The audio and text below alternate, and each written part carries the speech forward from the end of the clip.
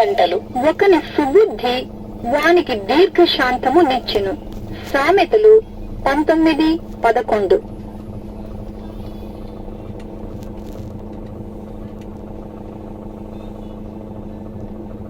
జ్యోతిర్మయుడా నా ప్రాణ ప్రియుడా స్తుతి మహిమలు నీకే. సమయము ఉదయము 11 గంటలు. దేవుడు ఆత్మ గనుక ఆయనను ఆరాధించువారు ఆత్మతోనూ సత్యముతోనూ ఆరాధింపవలెను. యోహాను 4:24.